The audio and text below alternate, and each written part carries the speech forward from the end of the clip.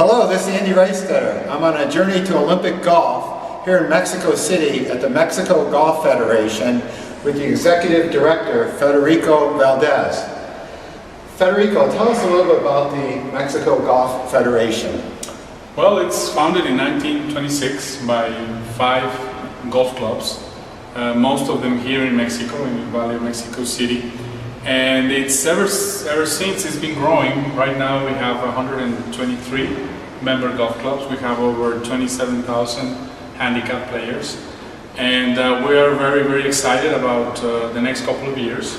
We'll be hosting the World Amateur Team Championship in 2016.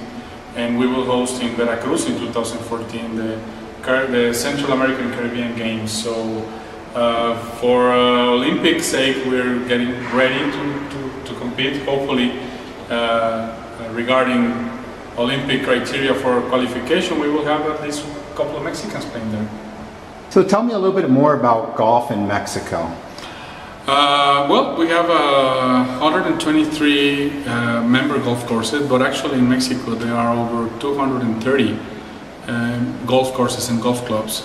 About 30 to 40% of them are located in the beach destinations like Los Cabos, like Puerto Vallarta, like Cancun.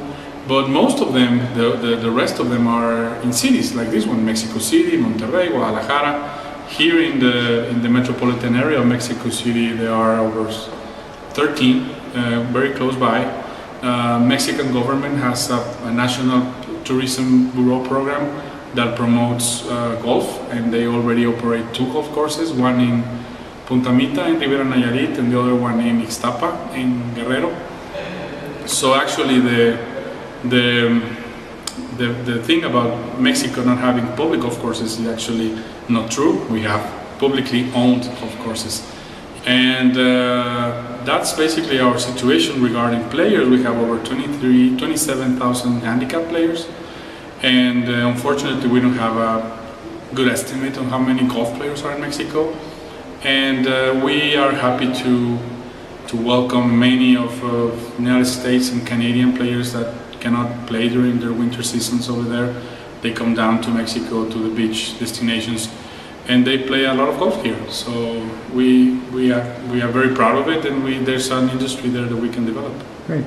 Now you mentioned it, golf is back in the Olympics after a 112-year absence. What's your thoughts on that? Well, it's great.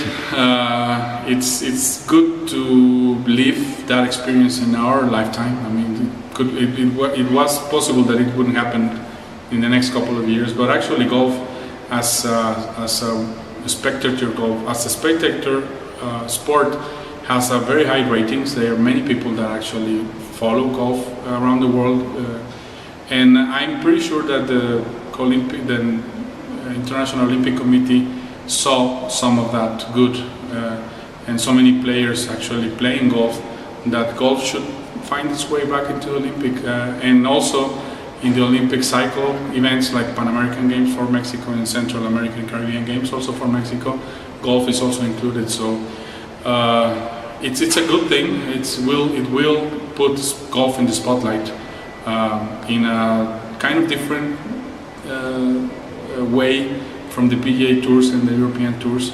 There won't be any money involved. It's going to be other issues in stake. No? Great. Now, you are the foremost authority that I've met about the qualification process to become an Olympian. Okay. In a minute, can you just explain how somebody that is a golfer in the world can qualify to become an Olympian golfer in 2016? Well, yes. First of all, you have to be a professional player, and you have to appear in the official World Golf rankings, either for men or for women. And basically, what the Olympic Committee has published until now, and it's subjected to evaluation, but until now, what we know is that there's the golf in the Olympic Games will be played in a field of 60 men, 60 women, and how players will qualify will be through the official World Golf ranking. First 15 players will go to the Olympic Games, only limited to 4 players per country. And then from the 16th place all the way to 60, the limit will be only 2 players per country. So that way, we will have pretty much the best players in the world playing during the Olympic Games, either for men and for women, with expected representation of countries of at least 30, either men and women. 30 different countries represented by this criteria. So it's gonna be great. I mean, it's gonna be interesting, and anyone can win in golf. So you can have a great weekend and actually play your best golf and go for it and win an Olympic gold medal. Golf is going to be very similar in level of competition and level of players as in tennis. As you know, in tennis, in the Olympic Games, you have the Federers and the Djokovic and the Nadals, and it's not obvious who will win. Actually, in last Olympic Games in London, Murray won in Wimbledon and played Djokovic in the final, and played also Federer lost in semi-final. So it's anybody's game. So it's going to be great. And again, it's a 72-hole individual. 72-hole individual stroke play format. Yes. Now you have a lot of great golfers out of Mexico: Lorena Ochoa, Esteban Toledo. What, in your opinion, defines the Olympic spirit of golfers? What characteristics would make a golfer become an Olympian? Well, first of all, you have to be a great athlete overall and all-rounded. Golf has proven to be an athlete sport, not only a weekend golfer thing. So you have to be a well-rounded athlete, and many players have proven that it's necessary in order to win consistently in golf. So first of all, you have to be a very well-rounded athlete, and then you have to, honoring the Olympic spirit, you have to be competitive, fair, and actually offer a great spectacle of sportsmanship.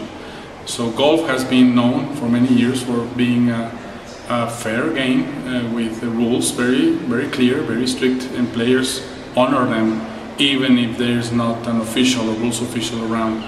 So play it as it is. Now, Federico, what do you think of this fellow, Andy Reistetter, driving to Rio on this journey to Olympic golf?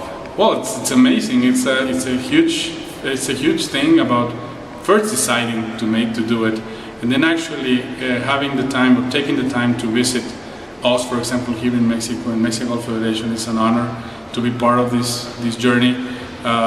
It's a long way still. You have a long way to go. It's great. It's amazing how people like you actually make this decision and actually make it happen for a sport like golf that has all this history and has all this to offer. Well, I came here to capture the spirit of the 1968 Summer Olympics, and basically I fell in love with the golf here in the city. So thank you very much for this interview. Welcome. And your time, and look forward to watching more and more great Mexican golfers. We too. Thank you.